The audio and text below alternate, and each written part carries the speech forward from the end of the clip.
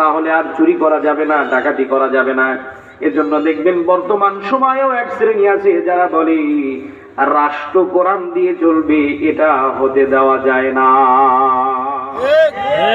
কেননা রাষ্ট্র যদি কোরআন দিয়ে পরিচালনা হয় তাইলে চোরের হাত আগে কাটা যাবে।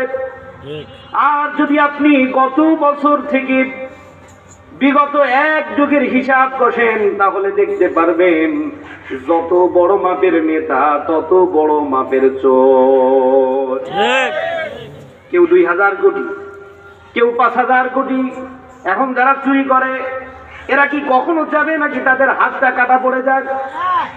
তাহলে বোঝা গেল যারা চোর সমাজে তারা চায় না আল্লাহর জমিন আল্লাহর কোরআন দিয়ে পরিচালনা হোক।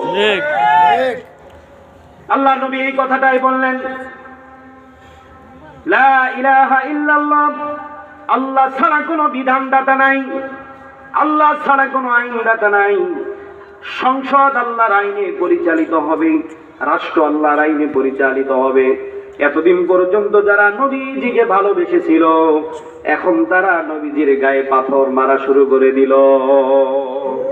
একটা মাত্র অবস্থার পরিবর্তনের কারণে শুধুমাত্র বলল যে ক্ষমতা এটার একমাত্র মালিক আল্লাহর। মানুষ চাইলেই নিজের মন মতো আইন বানায়া সমাজে প্রতিষ্ঠিত করতে পারে না।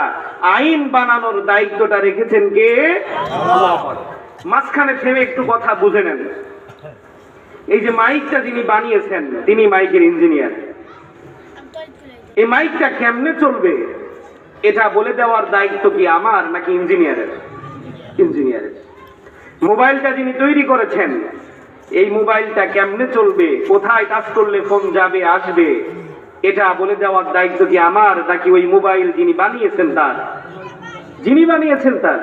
তাহলে একটা কথা সহজে আমরা বুঝে ফেললাম যে যিনি যেইটা তৈরি করেন ওইটা বানিয়ে দেওয়ার চালানোর নিয়ম বলে দেওয়ার দায়িত্বটাও তার।